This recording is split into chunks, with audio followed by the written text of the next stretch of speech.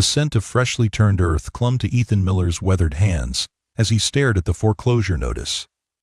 3 generations of family farming about to disappear because of one bad season, and a string of debts he couldn't outrun. His calloused fingers traced the farm's boundary on an old survey map, wondering which corporate entity would own it next. That's when his phone buzzed with a text from a number he didn't recognize. "Thank you for yesterday. I haven't tasted food that honest in years. Would you consider letting me cook for you tonight?" Little did Ethan know that the stranded woman whose car he'd jumped at Harmon's gas station wasn't just passing through. She was Sophia Chen, the celebrity chef whose restaurant empire was crumbling around her even as her fame soared.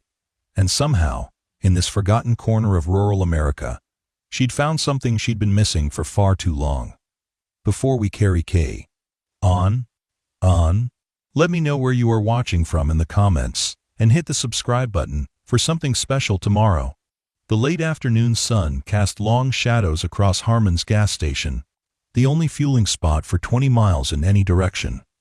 Ethan Miller pulled his mud-splattered pickup truck next to the air pump. The farm's logo faded almost to invisibility on the driver's side door. He needed to inflate the slow leak in his back tire before heading home to what promised to be another night of crunching numbers that refused to add up. The spring had been brutal. 3 unexpected frosts had decimated his early crops, and the tractor repair bill sitting in his glove compartment might as well have been written in his own blood. 35 years old with the weight of generations on his shoulders. Ethan felt every one of his years in the stiffness of his back as he hauled himself out of the driver's seat. Elmer Harmon, whose family had run the station for as long as the Millers had farmed their land, waved from behind the fur. "Register." "Thought you'd be at the bank today," he called through the propped-open door. "Rescheduled." Ethan lied, not wanting to admit he'd driven halfway there before losing his nerve. What was the point of another meeting? The numbers didn't lie, and neither would the banker's expression when Ethan asked for yet another extension. As Ethan connected the air hose to his tire valve, he noticed a sleek black Mercedes parked awkwardly at the edge of the lot. Its hood was raised, and a woman stood staring into the engine compartment with the lost expression of someone who knew exactly what they were looking at but had no idea what to do about it. He might be broke, but his mother had raised him right. Ethan finished with his tire and walked over, noting the California plates on the luxury vehicle. "Car trouble?" he asked, keeping a respectful distance. The woman turned, pushing designer sunglasses onto her head to reveal dark, intelligent eyes that assessed him quickly. "Battery's dead, I think. I stopped to check messages and must have left something on." Her voice carried a trace of an accent he couldn't place, softened by years of American living. She was striking not in the conventional way of magazine covers, but in the complete confidence with which she held herself. Her black clothing looked simple but expensive, and her dark hair was pulled back into a practical ponytail. No wedding ring, mid-30s perhaps, most he. Noticeably, she didn't have the desperate relief, typical of stranded motorists, when help arrived. "I've got jumper cables," Ethan offered. "Give me a minute to pull around." The woman nodded, a small smile playing at the corner of her lips. "Thank you. I've been sitting here Googling how to flag someone down without looking like I'm trying to create the opening scene of a horror movie." Ethan found himself chuckling despite the day's wait. That's rural etiquette lesson number. When everyone helps with car trouble, no questions asked. It's one of the few good traditions left. As he positioned his truck next to her car, he noticed expensive luggage in her back seat. "Passing through?" "Something like that," she replied, watching him connect the cables with practiced ease. "I'm taking some time off. Driving without much of a plan."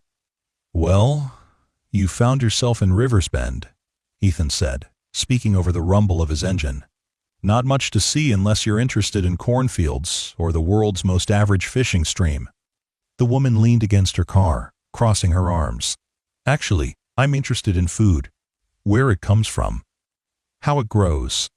She gestured toward the farm logo on his truck. "You're a farmer?" "5th generation," Ethan confirmed, checking the connections. "Though possibly the last, the way things are going." He hadn't meant to add that last part, but something about her direct gaze made honesty spill out easier than he expected. "Try starting it now," he instructed, stepping back. The Mercedes engine turned over immediately, purring with expensive precision. "Thank you," she said as he disconnected the cables. "I'm Sophia, by the way." She extended her hand. "Ethan Miller." Her grip was firm, her palm softer than his would ever be. "There's a decent mechanic about 15 miles north in Camden if you want the battery check before you continue." He coiled the cables, suddenly aware of the dirt under his fingernails against the pristine black of her outfit. "Actually, I'm hungry," Sophia said. "Is there somewhere good to eat around here? Something local, not a chain?" Ethan hesitated. The only restaurant in town was LaRousse Diner, and while the food was honest, he doubted it would impress someone who drove a car worth more than his annual profit. "LaRousse serves breakfast all day," he offered. "Nothing fancy, but it's real food." "Perfect," Sophia said, closing her hood with surprising confidence. "I'm tired of fancy. Would you mind showing me the way? I'll buy you dinner as thanks for the rescue." Any other day, Ethan might have politely declined. He had feeding to do, paperwork to tackle, and a spreadsheet of impossible numbers waiting on his kitchen table.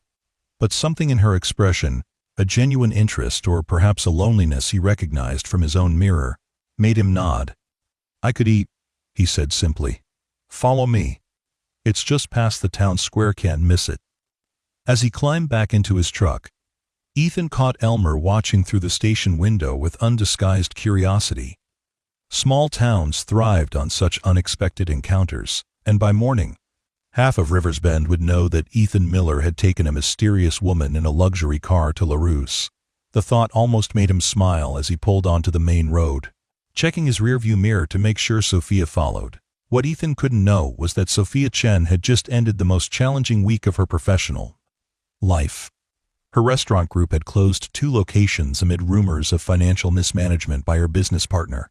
Her television network was pressuring her for more accessible content that felt increasingly distant from the cooking that had first brought her joy, and the profile in Time magazine celebrating her as America's most creative chef had been published the same day she'd burned a simple omelet in her own kitchen, too exhausted to focus on even the most basic task. She'd gotten in her car 3 days ago without telling anyone where she was going, driving east from California with no destination in mind, just away from the cameras and the critics, and the constant pressure to be brilliant, innovative, and telegenic all at once. And now she was following a farmer with kind eyes to a small-town diner, feeling the first flicker of genuine curiosity she'd experienced in months. LaRousse occupied a corner bureau building with large windows and a neon open sign that had clearly been lighting up Riversbend evenings for decades.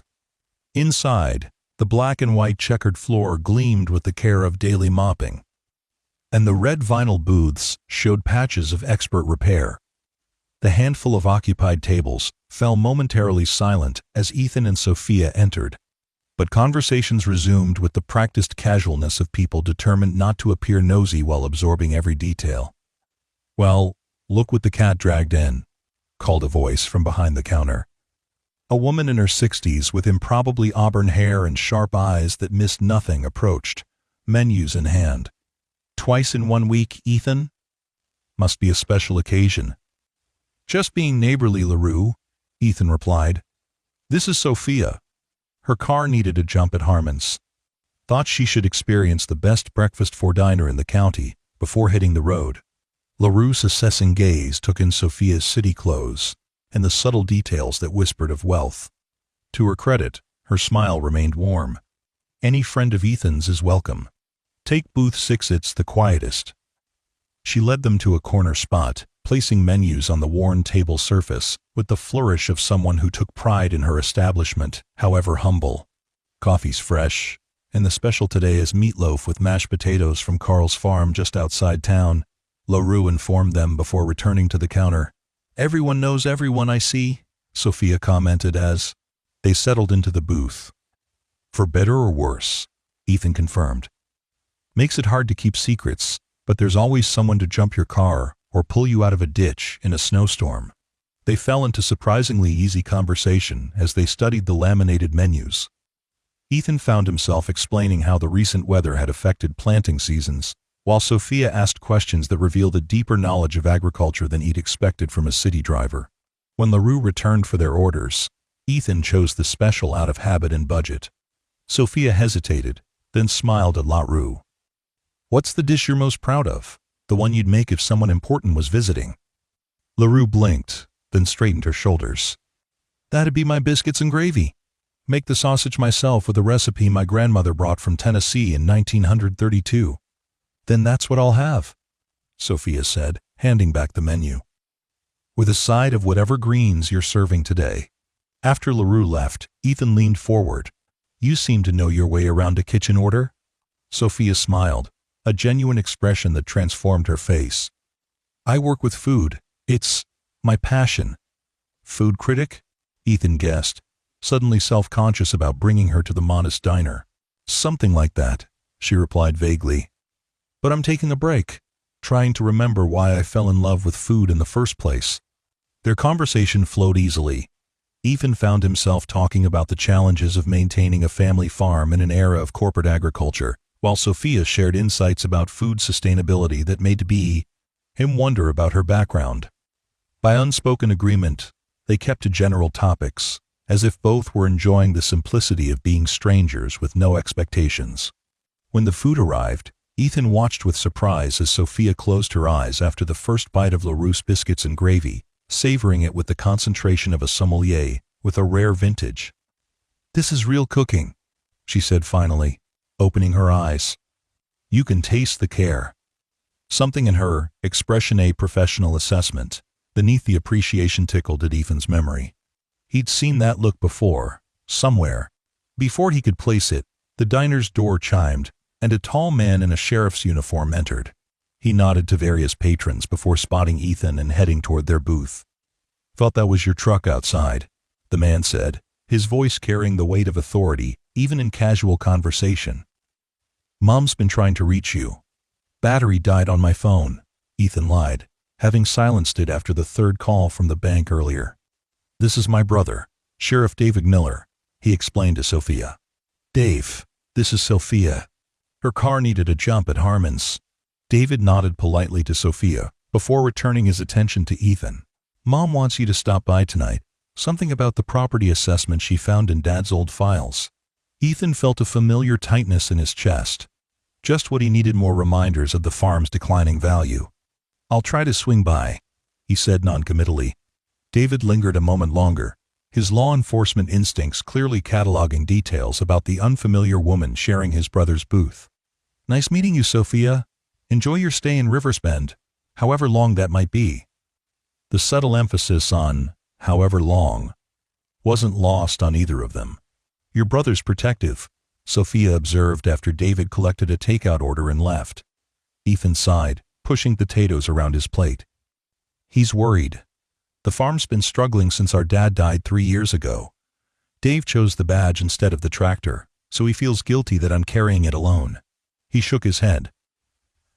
"Sorry. That's more than you asked for." "Not at all," Sophia said softly. "Family expectations are complicated." Something in her tone suggested personal experience with that complexity, but Ethan didn't press. Instead, he changed the subject, asking about her drive and where she might be headed next. Sophia's answers remained vague, and he got the impression of someone deliberately avoiding specifics. As they finished their meal, LaRue approached with 2 slices of apple pie. "On the house," she insisted, when Sophia tried to decline. "We don't get many new faces. Consider it Riversbend hospitality." The pie was excellent, simple but perfect, with a delicate balance of cinnamon and nutmeg that Sophia commented on with surprising precision. As they ate, twilight deepened outside the windows, and Ethan realized he'd spent nearly 2 hours in the diner, the longest break he'd taken in months that didn't involve equipment repair or bank meetings. When the check came, Sophia quickly reached for it despite Ethan's protest. "You helped me, remember? It's the least I can do." Outside, the spring evening had turned cool, and lights were coming on throughout the small town square. Ethan found himself reluctant to end the evening, though he couldn't explain why. There was something refreshing about Sophia's outsider perspective, and the way she listened, as if his problems with crop rotation and soil chemistry were as interesting as whatever sophisticated life she temporarily left behind. "Where are you staying tonight?" he asked as they reached their vehicles. Sophia glanced around the quiet town. "I hadn't thought that far ahead. Is there a hotel nearby?" "Nearest is in Camden, about 20 minutes north," Ethan replied. "Not much by way of accommodations in Rivers Bend unless you count Marge Peterson's bed and breakfast, but she's particular about booking ahead." Sophia leaned against her car. "What would you recommend? I'm in no rush to be anywhere." Ethan hesitated, an idea forming that he would normally never consider. "I have a cabin on my property," he said finally. "My grandfather built it as a hunting lodge, but I've been renting it out on one of those vacation websites to help make ends meet. It's nothing fancy, but it's clean and empty right now. You'd have privacy, a decent bed, and a much better view than any motel in Camden." He watched her face carefully, aware of how the offer might sound to a woman traveling alone. "No pressure, of course, just an option. I can text you the Camden motel information either way." Sophia was quiet for a moment, seeming to weigh not just his offer, but something larger in her own mind. "You know," she said finally, "I've been driving for days, staying in anonymous hotel rooms. The idea of a cabin with a view sounds restorative." She smiled. "If you're sure it's not an imposition, I'd appreciate it." "No imposition," Ethan assured her. "The cleaning service came through yesterday after the last guests left, so it's all ready. You'd be doing me a favor. Paid bookings have been slow this spring." They agreed that Sophia would follow him to the farm, and she insisted on paying the standard nightly rate despite his protests.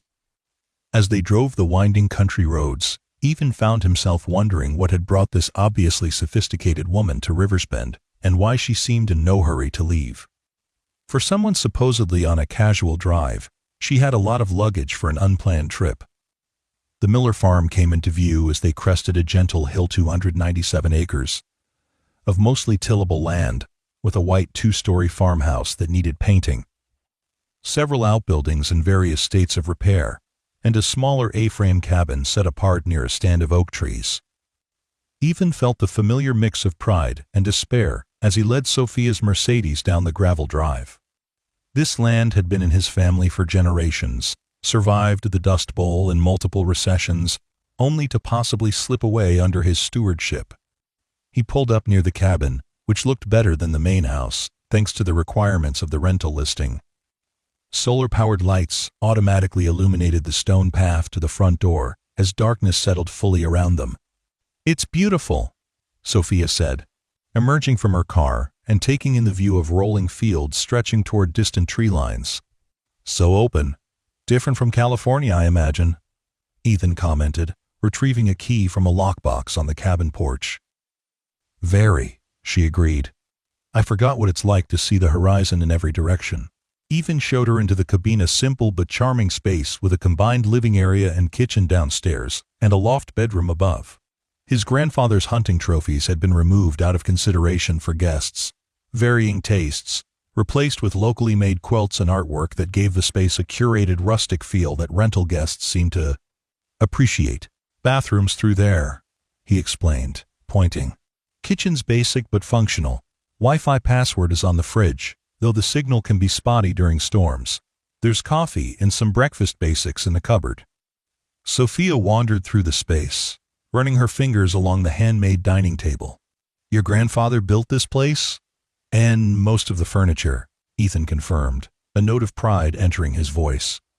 He was a farmer by necessity, but a woodworker by passion. Said he liked creating things that would outlast him. Something in Sophia's expression shifted. "That's a beautiful legacy," she said softly. "Creating something that remains when you're gone."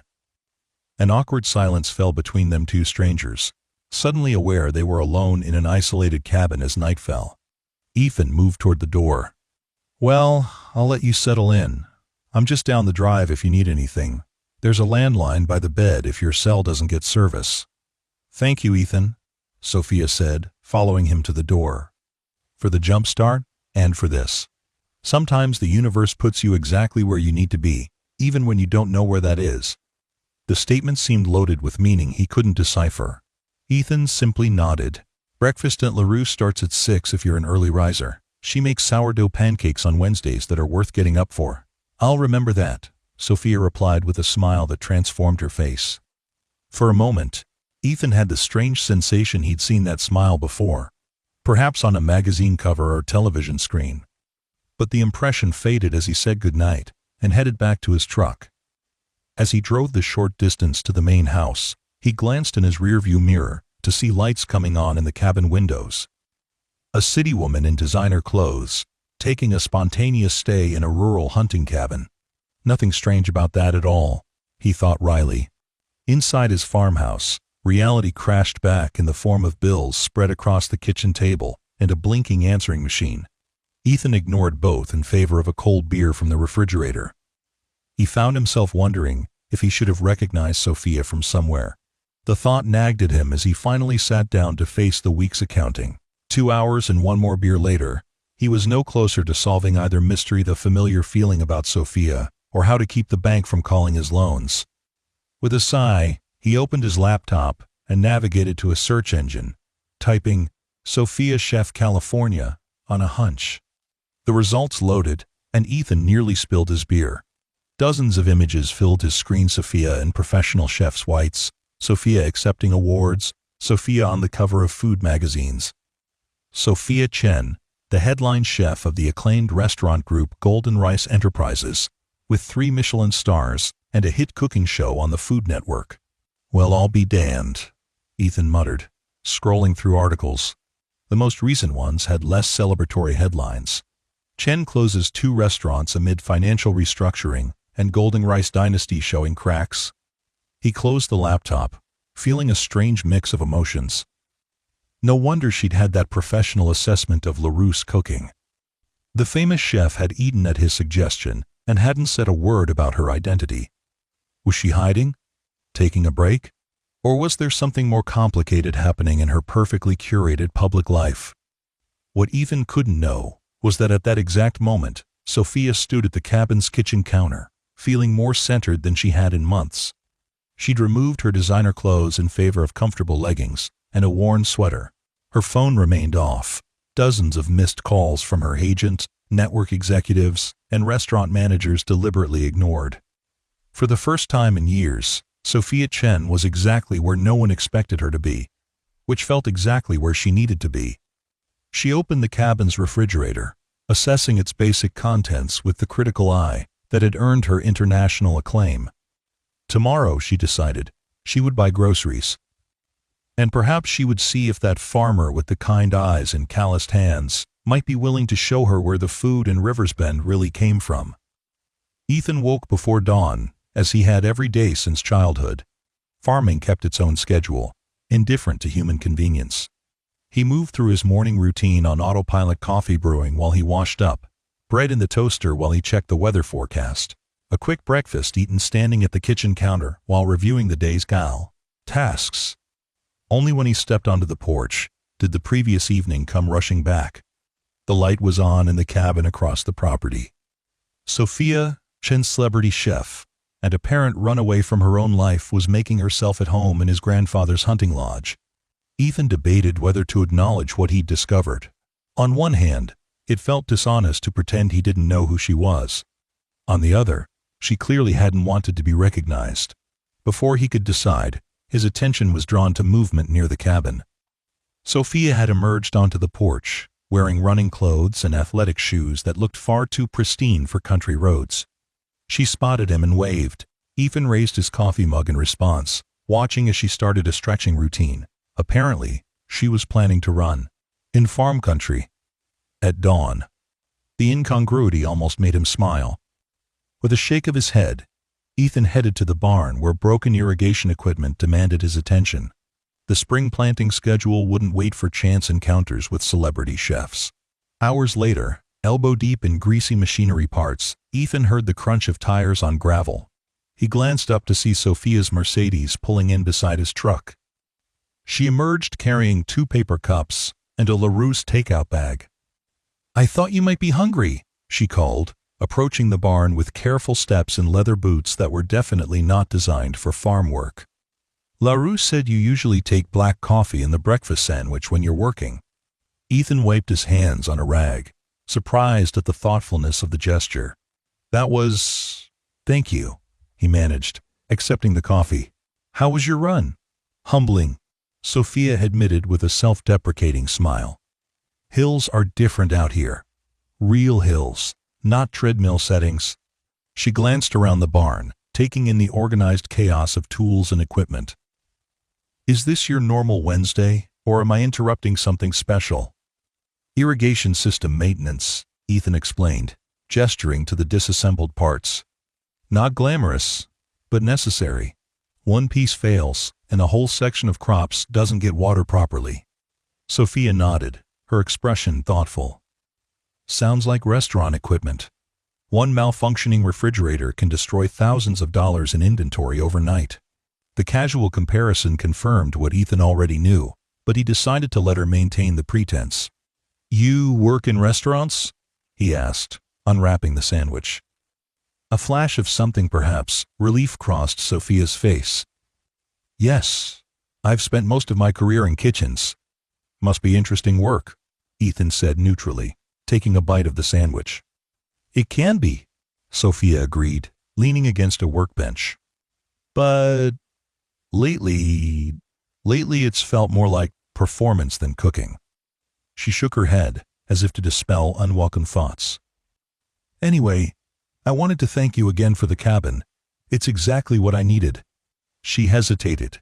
Actually, I was wondering if I could extend my stay. Maybe through the weekend? I'd pay the full rate, of course. Ethan considered the request. The sensible answer would be, yes, she needed the rental income, and having a quiet guest in the cabin was hardly an imposition. But he found himself curious about the real reason this famous chef was hiding out in rural nowhere.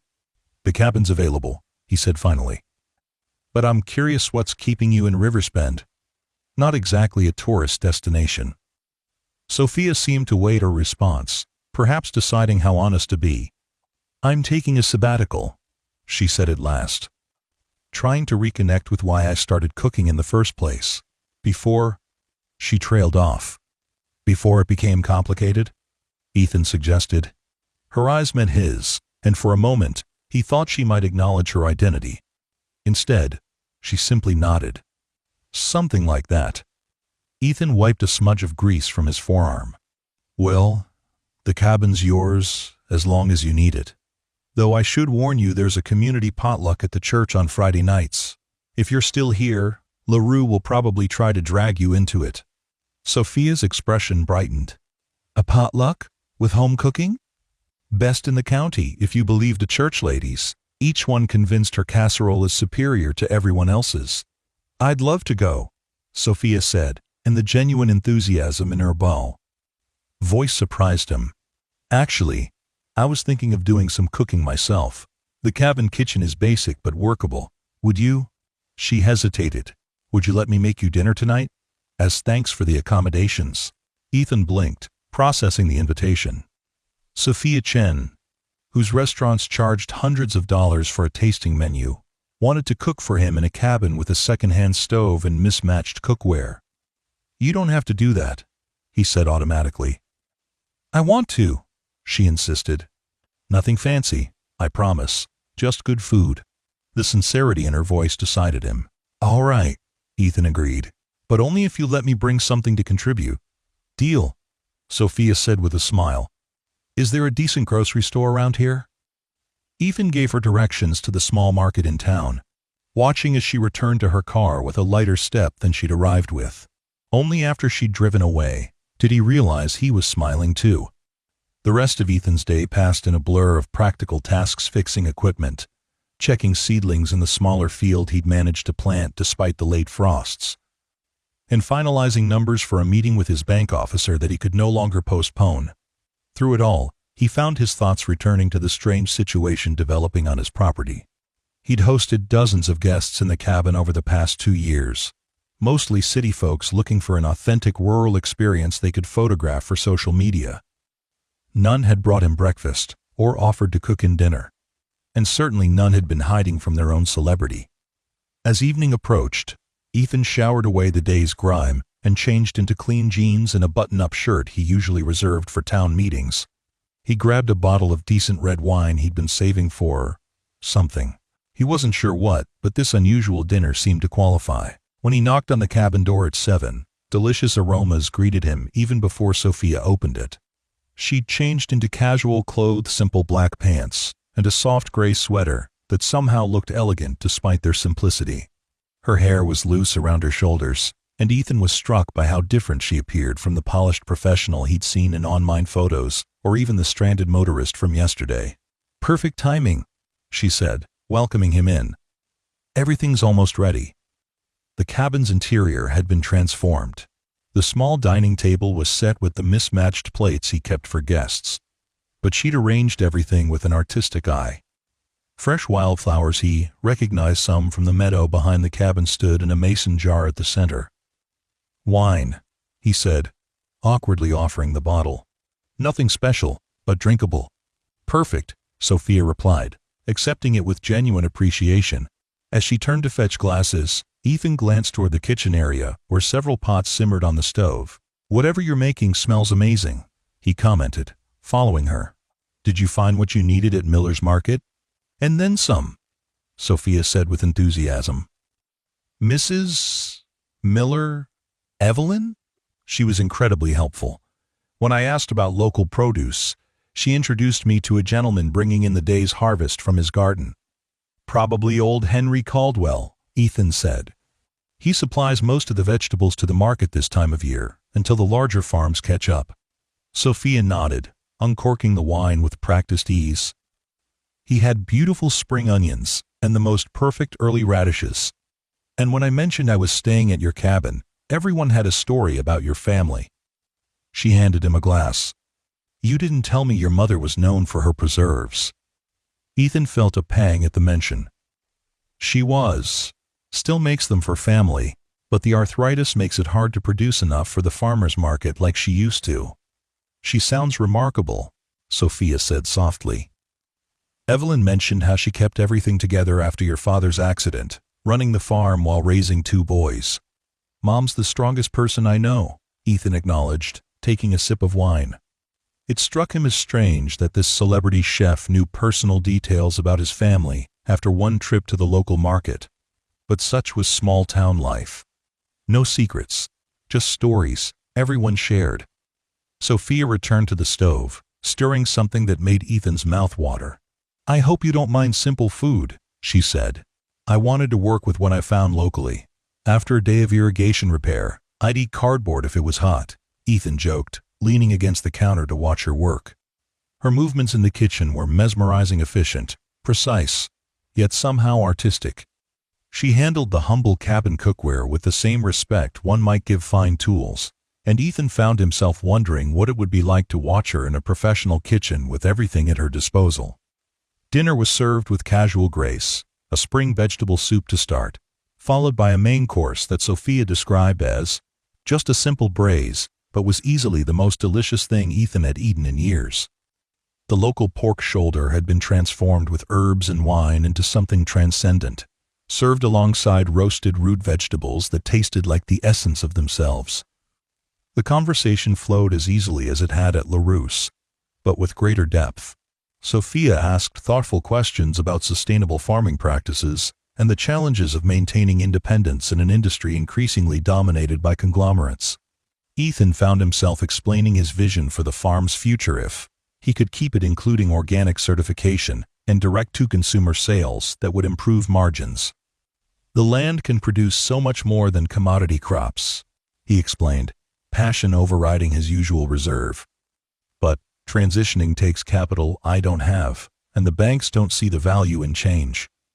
Sophia listened intently, occasionally asking questions that revealed her sophisticated understanding of agricultural economics.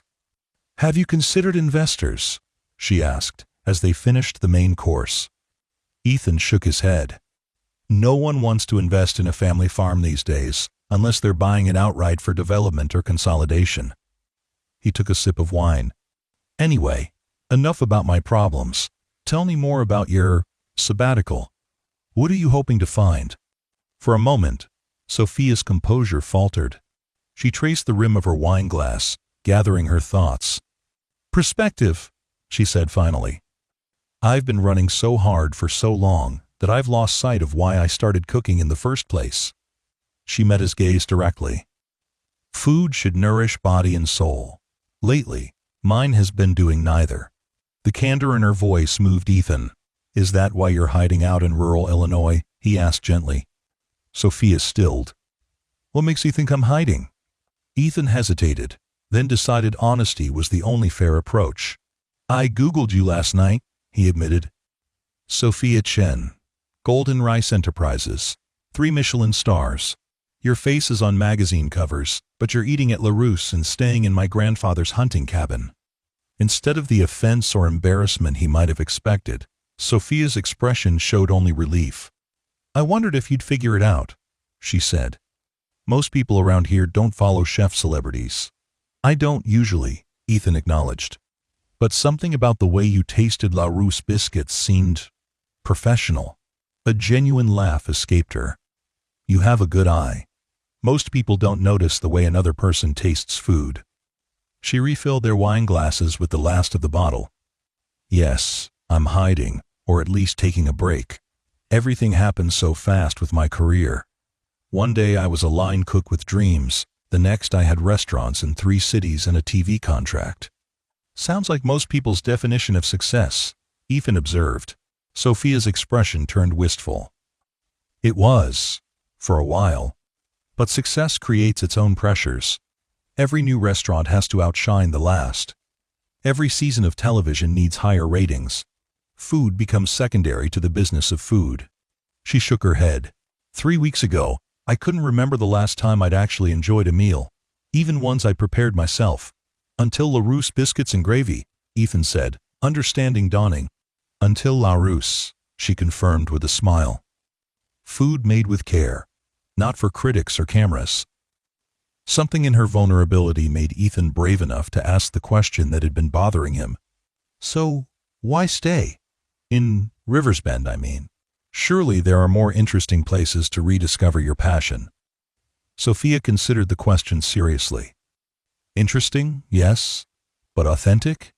That's harder to find. She gestured to the remains of their dinner. The vegetables that made this meal were in the ground this morning. The farmer who grew them handed them directly to me. The butcher who provided the pork knew the name of the farm it came from. Her eyes met his.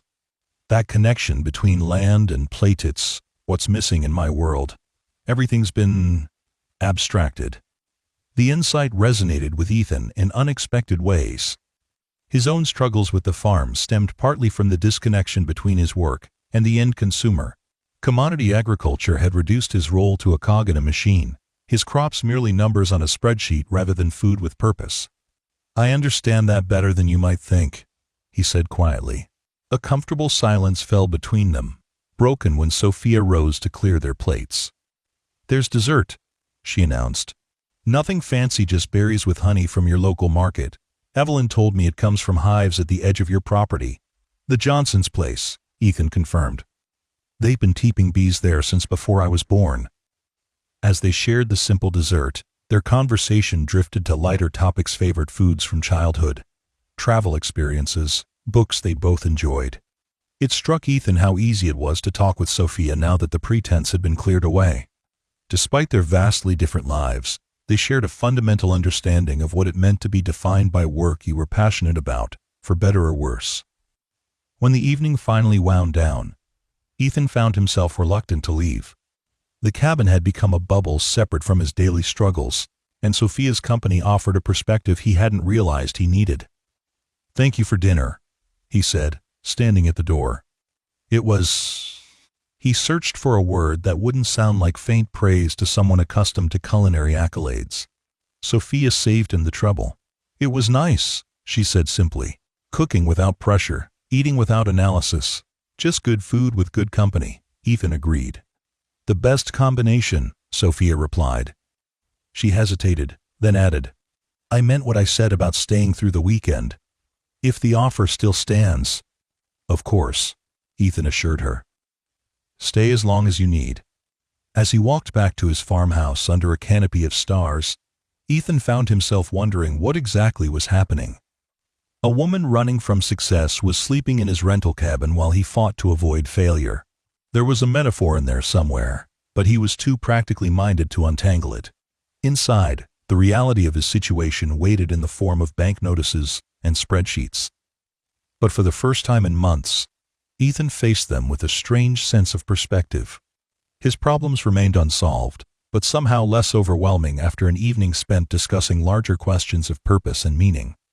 The next morning arrived with a clarity that comes only in late spring, the air washed clean by overnight rain and sunlight spearing through breaks in the clouds. Ethan's day started early with equipment checks and a phone call from his seed supplier warning of potential delays. Nothing unusual in the rhythm of farm life. What was unusual was spotting Sophia standing at the edge of his eastern field, around 10 o'clock, watching as he checked seedling emergence patterns. She wore practical clothes to dye jeans, sturdy boots, and a light jacket against the morning chill. Her hair was pulled back, and she carried what looked like a travel mug of coffee. "Good morning," she called as he approached. "I hope I'm not intruding on your work." "Not at all," Ethan replied, surprised by how pleased he was to see her. "Just doing daily rounds." Sophia gestured to the field stretching before them. "What are you growing here?" "This section is soybeans," Ethan explained. "Commodity crop. Not glamorous, but reliable income when weather cooperates." He pointed toward another field in the distance. "Over there is the experimental Ploderellum vegetables, specialty items I'm trying to develop markets for." Interest sparked in Sophia's eyes. "May I see?" They walked together toward the smaller field, Ethan explaining his vision for diversifying the farm's output. "The commodity model is slowly killing small farms like mine. We can't compete with the massive operations on volume, so the only path forward is specialty crops with higher margins." "Smart," Sophia commented. "In restaurants, we pay premium prices for unique varieties and organic certification."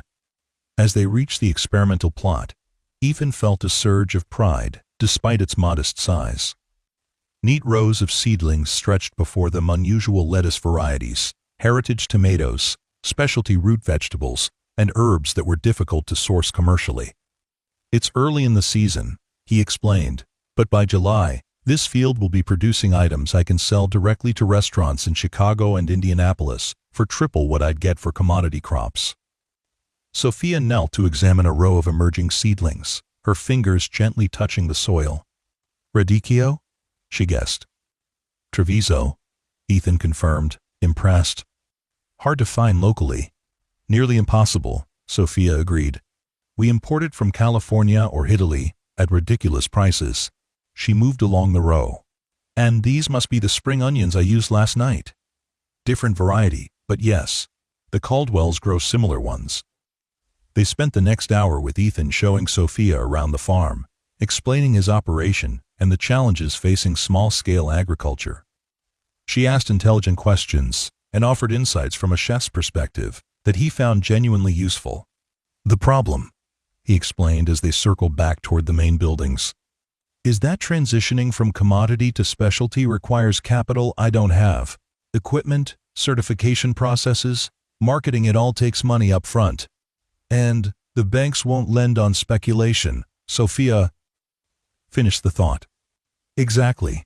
They want guaranteed returns, which only come from doing exactly what's failing me now." They paused near the old barn that had once housed dairy cows, but now served mainly for equipment storage. Sophia studied it thoughtfully. "Have you considered agritourism? Farm-to-table events?" Ethan shook his head. "Thought about it, but the infrastructure investment would be substantial." "But you already have accommodations," Sophia pointed out, gesturing toward the cabin. "And this barn, with some work, it could host dinners. People pay extraordinary amounts for authentic farm experiences with good food." The idea wasn't new. Ethan had researched similar concepts, but hearing it from someone with Sophia's background gave it fresh credibility. Still, the practicalities remained daunting. "It's a nice thought," he acknowledged. "But who would come to Riversbend for fancy farm dinners?" Sophia's expression turned serious. You'd be surprised. The most exclusive dining experiences now are about authenticity and connection to sources. People who've eaten everything are hungry for meaning. She gestured around them. The history, the continuity, the direct link between land and plate, this is what the food world is desperately trying to manufacture. Before Ethan could respond, the sound of tires on gravel announced a visitor. They turned to see a sleek black SUV pulling up beside the farmhouse. A man in an expensive suit emerged, his expression shifting from determination to surprise as he spotted them. "Sophia?" he called, striding toward them. "What the hell? Everyone's been looking for you for days." Sophia's posture changed instantly, tension replacing the relaxed openness of moments before. "Marcus," she said coolly. "How did you find me?" "Your car's GPS tracker," the man replied without apology. "The network is going ballistic. We have contractual obligations, appearances, promotions for the new season. You can't just disappear without a word." "I left messages with my assistant," Sophia countered. "I was clear that I needed personal time." Marcus, who Ethan now realized must be her agent or manager, waved dismissively. "Personal time is a weekend at a spa, not vanishing too." He glanced around with poorly disguised disdain, "Wherever this is." Ethan stepped forward. "This is my farm, and Sophia is a paying guest." Marcus barely acknowledged him. "We need to leave now," he told Sophia. "There's a meeting with the network executives tomorrow morning that you absolutely cannot miss, and the restaurant group needs decisions about the Chicago location renovation." Sophia's expression hardened. "I told you I needed space to think, Marcus. About all of it, the show, the restaurants, the direction we're taking." "Think in the car," Marcus insisted. "We have a 5-hour drive ahead of us." Ethan watched the exchange with growing discomfort, feeling like an intruder in a private drama.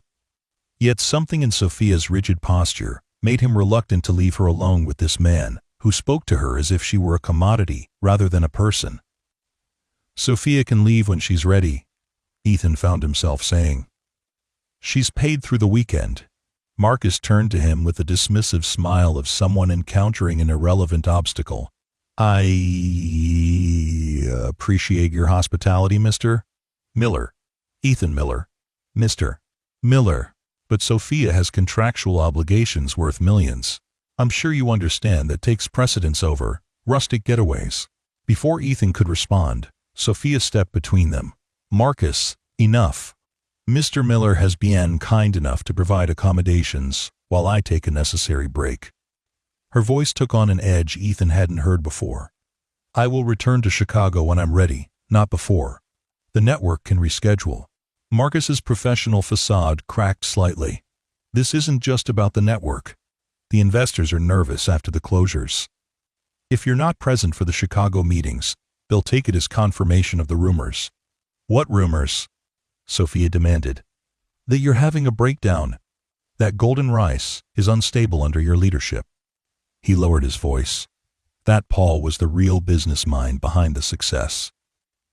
Ethan saw Sophia flinch at the last statement. Whoever Paul was, the reference had struck a nerve. "I'll call the investors directly," she said finally, "but I'm not leaving today." Marcus looked like he might argue further, but something in Sophia's expression must have warned him against it. "Fine," he conceded. "But I need confirmation of when you'll return." "The network won't wait forever, Sophia. Neither will the investors." "Friday," she said after a moment's consideration. "I'll be back for the Chicago meetings on Friday."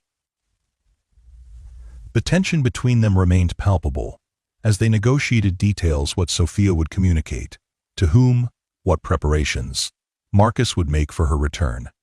Throughout the conversation, Ethan felt increasingly out of place, yet unwilling to leave Sophia alone with this reminder of the life she'd been escaping.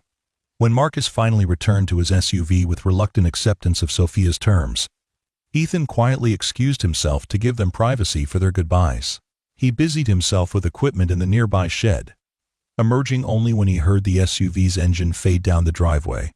He found Sophia standing where they'd left off their conversation, staring at the old barn with an unreadable expression. "Are you okay?" he asked, approaching cautiously. She turned to him with a tight smile that didn't reach her eyes. That was Marcus, my agent. Also my late partner's brother, which makes everything more complicated. I gathered it was something like that, Ethan said. He seemed intense. A hollow laugh escaped her. That's diplomatic. Marcus believes my only value is the brand we've built. Now that Paul is gone, he's determined to keep the empire growing at any cost. The pieces clicked into place for Ethan. Paul was your business partner? And my fiancé, Sophia said quietly. He died 16 months ago. Heart attack, at 42. No warning. I'm sorry, Ethan said simply, understanding now the deeper currents beneath her sabbatical. Sophia nodded acknowledgement. Paul was the visionary behind our expansion. I was the chef, he was the businessman. When he died, I tried to be both. The restaurants, the TV show, the product lines, I've been running on autopilot, trying to maintain what we built together. She shook her head. Until I realized I couldn't remember why we started in the first place. The vulnerability in her confession resonated with Ethan's own struggles. Different circumstances, but the same essential question: what was the purpose behind the work? And, have you found any answers? He asked gently. Sophia's gaze returned to the farm stretching around them. Maybe the beginnings of some, she said. Being here, cooking a simple meal with ingredients that have a story, talking about food as nourishment rather than entertainment, it's reminded me why I first fell in love with cooking. A comfortable silence fell between them, broken only by the distant sound of a tractor in a neighboring field. Finally, Sophia squared her shoulders in a visible reset. So, she said with forced lightness, since I apparently have only today and tomorrow left of my rural escape, would you be willing to show me more of your specialty crops? I have professional interest in unusual varieties. Ethan recognized the change of subject for what it was, a retreat to safer conversational ground, and respected it. I'd be happy to, he replied. And if you're serious about seeing local food sources, there's a small dairy about 20 minutes from here that makes cheese you wouldn't believe. The tension in Sophia's shoulders eased slightly. That sounds perfect. They spent the remainder of the day touring the farm and neighboring producers.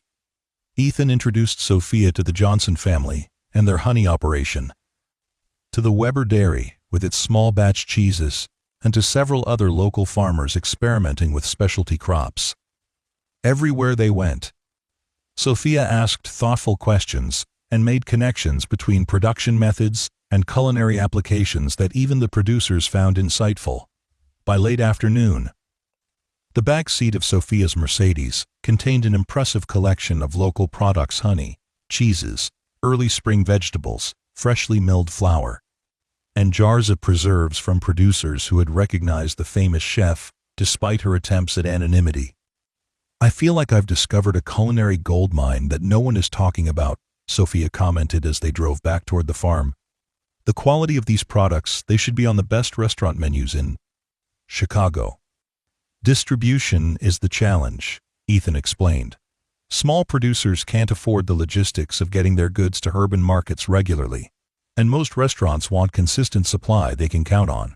Sophia nodded thoughtfully. It's a systemic problem in the food industry. We've prioritized consistency and convenience over quality and connection. She glanced at him. Your idea about specialty crops going direct to restaurants, it's exactly the right approach. If you could coordinate with other local producers, create a consolidated delivery system, that's the dream, Ethan acknowledged. But again, it takes capital and business connections I don't have. As they pulled into the farm driveway, Sophia's expression turned contemplative. What if you did have those connections? Before Ethan could respond, they noticed a police cruiser parked near the farmhouse. Sheriff David Miller leaned against the vehicle, clearly waiting for them. Everything okay? Ethan asked as they approached, concern immediate. Dave straightened, his official posture softening slightly at the sight of his brother. Everything's fine. Just checking in after your visitor earlier. He nodded toward Sophia. Word travels fast when a luxury SUV tears through town like it's on a mission. Ethan relaxed slightly. Just Sophia's associate checking on her. Nothing to worry about. Dave's expression remained professionally neutral as he assessed Sophia. Ms. Chen, I presume? I didn't make the connection when we met at LaRousse. My wife's a fan of your show.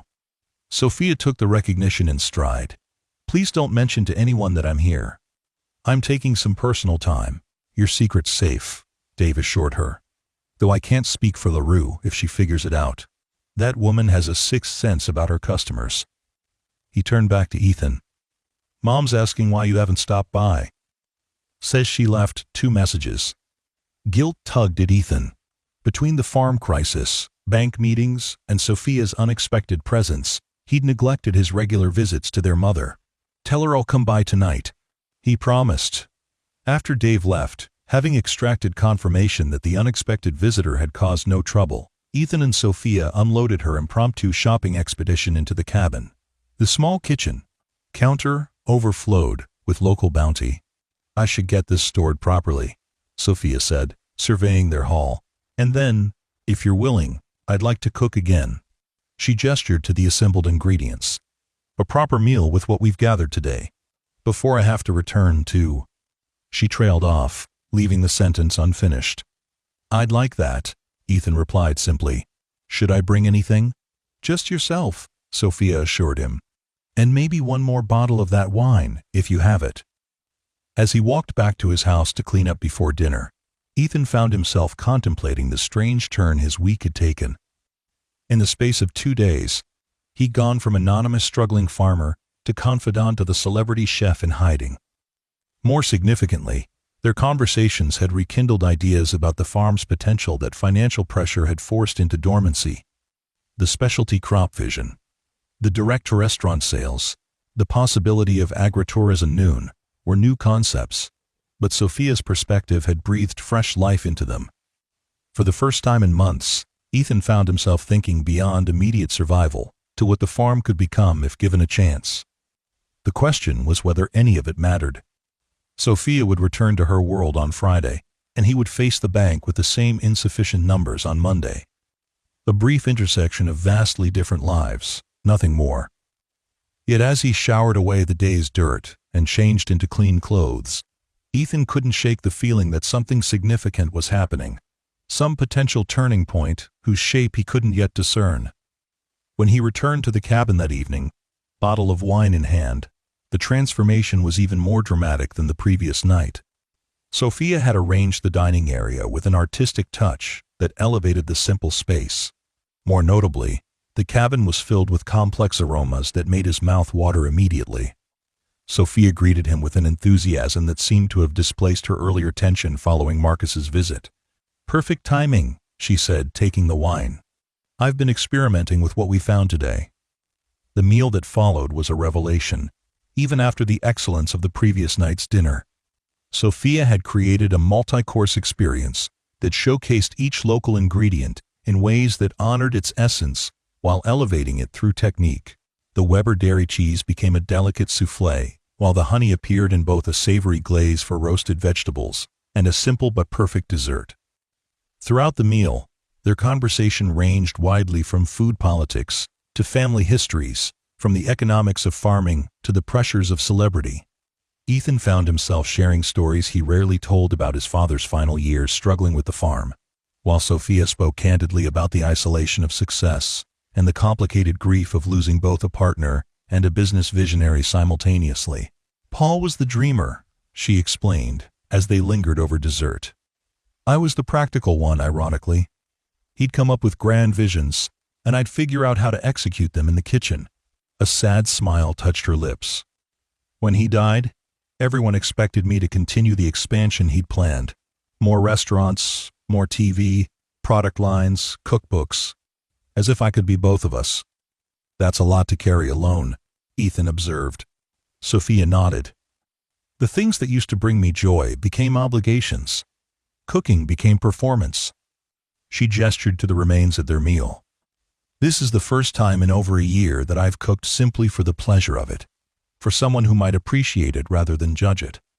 I definitely appreciated it, Ethan assured her, though I'll confess I lack the vocabulary to properly critique three-star cuisine. That's precisely why it was enjoyable, Sophia replied with a genuine smile. You tasted the food, not the reputation behind it. The evening stretched on with comfortable conversation, neither seeming eager to end their time together. Finally, as midnight approached, Ethan reluctantly stood to leave. "I should let you rest," he said. "And I have an early meeting in town tomorrow." Sophia walked him to the door. "Thank you for today, the tour, the introductions to local producers. It's been—" She searched for the right word. Clarifying. "I'm glad," Ethan replied sincerely. "And thank you for dinner. I don't think the cabin kitchen has ever produced anything so extraordinary." A comfortable silence fell between them, weighted with the awareness of her impending departure. Something unspoken hung in the air, possibilities glimpsed but not articulated. "Ethan," Sophia said finally, "before I leave on Friday, I'd like to see your barn again. The one you mentioned could host dinners. Would you show me tomorrow afternoon? I have some thoughts I'd like to share." "Of course." Of course," he agreed, curious about her interest. "I'll be back from town around 2. As he walked back to the farmhouse under a canopy of stars, Ethan found himself wondering what Sophia might be envisioning for the old dairy barn. More importantly, he wondered why it mattered to her when she would be returning to her own world in less than 48 hours. The next morning brought a series of frustrations that quickly dispelled the pleasant mood of the previous evening. Ethan's meeting in town was with his bank officer Jenkins, who delivered the news Ethan had been dreading with professional regret. "The loan committee has declined the extension request," Jenkins explained in the small private office at Riversbend Community Bank. "Given the repeated delays in payment and the property's current valuation relative to the outstanding balance." Ethan barely heard the rest of the explanation. The essential message was clear. The bank wouldn't extend his operating loan, which meant he couldn't complete the season's planting or make equipment repairs necessary for harvest. Without another source of capital within 30 days, foreclosure proceedings would begin. "I understand this is difficult news," Jenkins continued, with practiced sympathy. "The committee suggested that exploring sale options now might be preferable to forced liquidation later. In other words, sell now on your own terms, or let us take it from you." The subtext was clear enough. Ethan left the bank in a fog of angry resignation. For 3 years since his father's death, he'd been fighting to keep the farm viable against mounting odds-weather challenges, equipment failures, market fluctuations. He'd implemented every efficiency measure possible, taken consultations with agricultural extension agents, even leased out acreage he would have preferred to keep in production. None of it had been enough to overcome the fundamental reality. Small family farms were becoming economically unsustainable in an era of agricultural consolidation. His father had seen it coming, had warned him of the fight ahead, but Ethan had been determined to find a path forward that preserved both the land and the Miller legacy. Now, it seemed, that determination had merely delayed the inevitable. 30 days. 4 weeks to find a miracle, or lose everything his family had built over generations. As Ethan drove back toward the farm, his phone buzzed with a text from Sophia. "Looking forward to our barn tour this afternoon. I've been thinking about possibilities." Her enthusiasm felt disconnected from his new reality. What did it matter what possibilities the old barn held when the entire property would likely belong to the bank or some corporate buyer within the month? Yet when he pulled into the farm driveway, some stubborn instinct made him text back. "Still on, see you at 2. He spent the intervening hours in mechanical tasks that required focus without reflection, fixing a broken fence section, changing oil in the backup generator, cataloging seed inventory. Anything to keep his hands busy while his mind processed the bank's ultimatum. When Sophia appeared at the equipment barn promptly at 2, Ethan had managed to push the financial crisis into a compartment he could temporarily close, if not forget. She wore practical clothes, Uggan jeans, boots, and a light jacket against the spring breeze, and carried a notebook he hadn't seen before. "Sorry if I'm interrupting your work," she said, noting his grease-stained hands. "Just routine maintenance," Ethan replied, wiping his hands on a shop towel. "Ready to see the old dairy barn?" As they walked across the property, Ethan found himself providing a brief history of the structure they were headed toward. "My great-grandfather built it in 1937, expanded the dairy operation through the 50s. My grandfather transitioned primarily to crops in the 70s when milk prices collapsed, and it's been used mostly for storage since. The barn itself was a classic wooden structure with good bones, substantial timber framing, a soaring interior space with the original milking parlor still intact on the ground level, and a hayloft above that spanned the entire bando. Footprint. Decades of alternative use had cluttered the space with equipment, stored furniture, and the miscellaneous accumulation of a working farm, but the essential character remained. Sophia walked the perimeter slowly, making notes and occasionally asking questions about electrical capacity, water lines, and structural details that Ethan found surprising in their specificity. The roof is in good condition, he explained, replaced about 10 years ago. The foundation is solid. It would need significant clearing out and probably updated electrical to meet commercial codes, but it's structurally sound. Sophia nodded, jotting something in her notebook. The proportions are perfect, she commented. And that afternoon light through the western windows, photographers would love that for food shoots. She paused near the original milk processing room. This could be converted to a professional kitchen with relatively minor modifications. The precision of her assessment made Ethan curious. You've done this kind of conversion before? Not personally, Sophia admitted, but I've worked with designers on several restaurant builds. Adaptive reuse of historical structures is trendy in the industry right now, but most of what's available is urban old warehouses, factories. She gestured around them. This is authentic agricultural history with a direct connection to food production. It tells a story that urban dining can only imitate. Despite his preoccupation with the bank's deadline, Ethan found himself warming to her vision. What exactly are you imagining?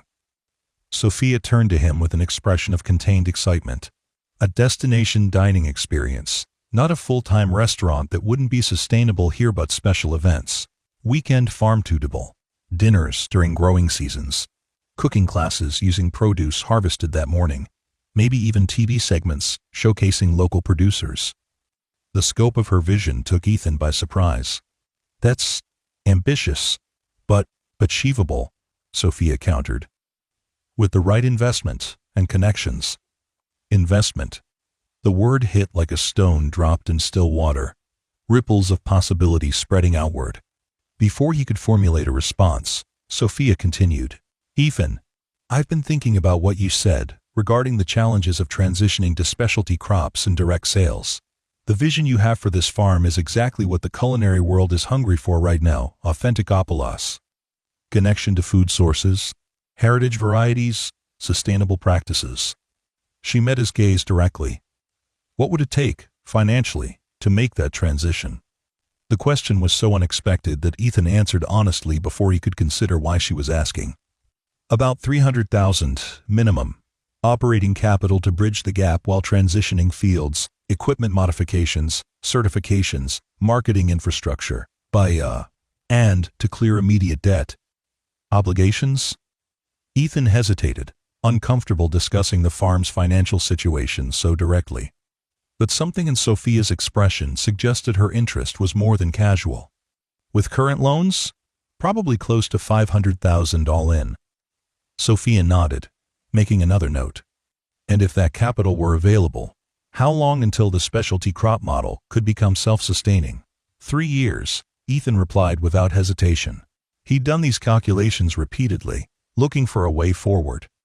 First year establishing markets and beginning transition. Second year expanding specialty acreage as initial customers confirm. Third year full implementation with direct sales channels established. And the event. Space? This barn? Ethan considered the question.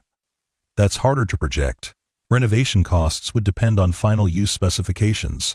Marketing would be challenging without existing networks. Sophia closed her notebook with a decisive motion. What if those networks already existed? What if they were guaranteed buyers for specialty crops during the transition period? What if the barn renovation had built-in publicity through a known culinary brand? The implication of her questions began to dawn on Ethan. Are you suggesting a partnership? Sophia confirmed. Strategic investment in the farm's transition, with guaranteed purchase agreements from Golden Rice Restaurant Group for specialty crops. Renovation of this barn as a showcase venue for farm-to-table events under a joint brand. Potential content. Development for media platforms. Ethan stared at her, processing the scope of what she was suggesting. You're serious? Completely, Sophia replied. This isn't charity, Ethan. It's a business proposition that solves problems for both of us. She began counting points on her fingers. You need capital and market connections to transition to a more sustainable model. I need authentic sourcing for my restaurants and a reconnection to brass. The roots of cooking that first inspired me. Golden Rice needs positive brand association with sustainable agriculture after some recent PR challenges.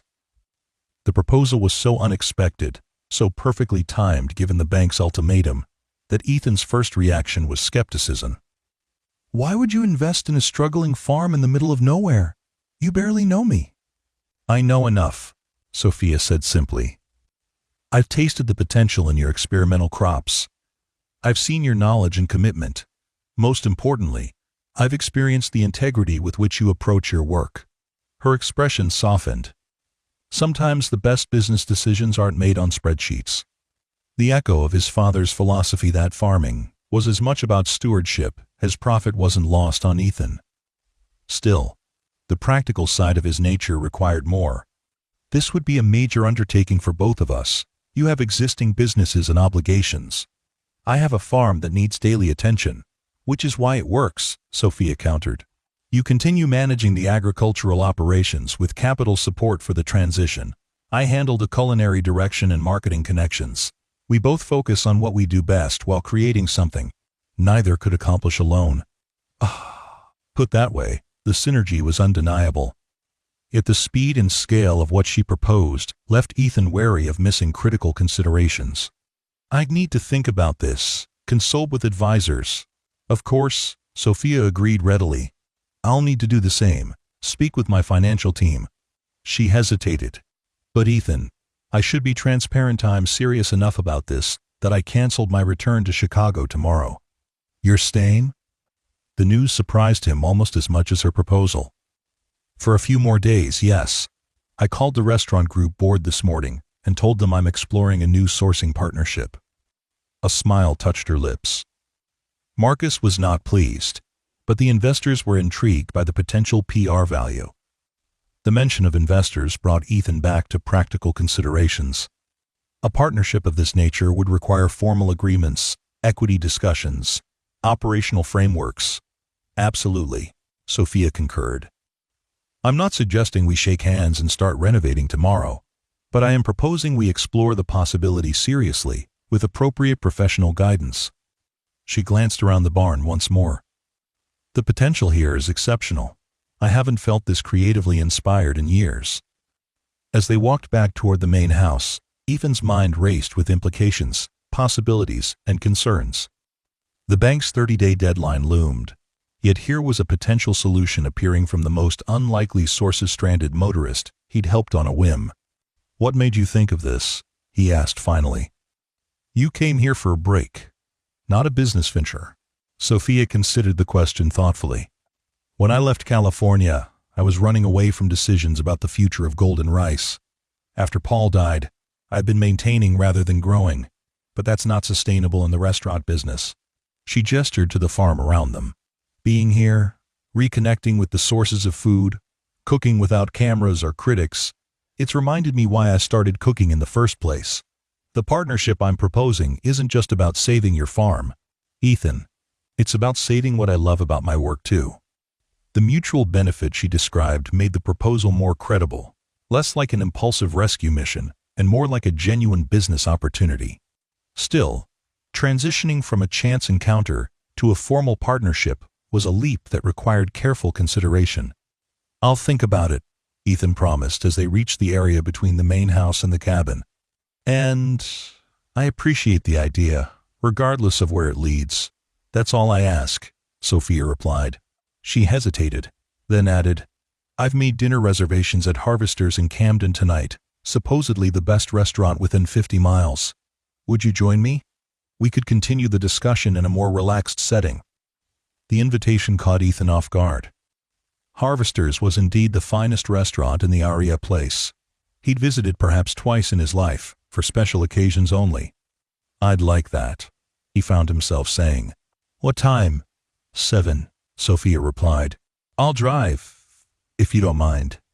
My GPS actually knows where it is, unlike most places around here."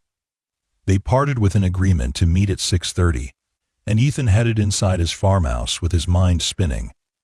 The bank's foreclosure threat had started his day with despair, and now he was considering a business partnership with a celebrity chef that could potentially save everything. It seemed too convenient, too perfectly timed to be real. Yet, as he showered and changed into his best clothes for dinner, dark slacks and a button-down shirt reserved for weddings and funerals, Ethan forced himself to consider Sophia's proposal objectively. The business logic was sound. Golden Rice Enterprises did need positive PR after closing 2 locations. Direct farm sourcing arrangements were increasingly valued in the high-end restaurant world, and the specialty crops he'd been experimenting with were precisely the varieties exclusive restaurants paid premium prices to obtain. From a purely practical standpoint, the partnership made sense. The question was whether it could be structured in a way that preserved what mattered most to him: his independence and the farm's legacy. When Sophia arrived at the farmhouse precisely at 6:30, Ethan was waiting on the porch. She'd changed into a simple black dress that somehow looked both casual and elegant, with minimal jewelry that he suspected cost more than his truck. "You clean up well, Farmer Miller," she commented with a smile as he approached her car. "Don't get used to it," Ethan replied good-naturedly. "These are essentially my funeral clothes." The drive to Camden took them through the gentle hills and farmland that defined the region. Their conversation remained deliberately light: local history, observations about agricultural practices visible from the road, Sophia's impressions of rural Illinois compared to California. Neither raised the partnership proposal directly. As if by unspoken agreement, they were setting business aside until dinner. Harvesters occupied a beautifully renovated historic building on Camden's main street. Inside, exposed brick walls and wooden beams framed a dining room that balanced rustic elements with contemporary design. The hostess recognized Sophia immediately, her professional composure slipping momentarily into starstruck recognition. "Ms. Chen, we had no idea what an honor to have you dining with us tonight," she gushed, leading them to what was clearly the best table in the restaurant. "Chef Williams will want to come out and greet you personally." Ethan watched with interest as Sophia handled the recognition, with practiced grace, warm, but not effusive, appreciative, without encouraging excessive attention. Once they were seated, he commented, "I'm guessing this happens wherever you go." "More often than I'd like," Sophia admitted. "Though, it's usually worse in larger cities. Small-town recognition tends to be more respectful." Their waiter arrived promptly, nervousness evident in his slightly too formal recitation of specials. When he finished, Sophia smiled kindly. "Everything sounds lovely. Would you mind asking Chef Williams if he'd prefer to cook for us directly? I'd love to experience his personal vision for the menu." The waiter practically sprinted to the kitchen with the request, and Ethan raised an eyebrow. "Is that a chef courtesy?" "It's what I would want if another chef visited my restaurant," Sophia explained. "The opportunity to showcase what they're most proud of, rather than having us order randomly from the menu." Sure enough, Chef Williams himself appeared moments later, a tall man with the intense gaze common to serious cooks everywhere. His initial nervousness at meeting Sophia Chen gave way to professional enthusiasm as she asked thoughtful questions about his sourcing, techniques, and culinary philosophy. "We try to work with local producers as much as possible," Williams explained, "though it's challenging in this region to maintain consistent supply for a full-service restaurant." "I understand that completely," Sophia replied. "Actually, my companion here is working to address that very issue. Ethan is transitioning parts of his farm to specialty crops specifically for restaurant markets." The introduction smoothly redirected the conversation, allowing Ethan to discuss his experimental plantings and plans for expanding heirloom varieties.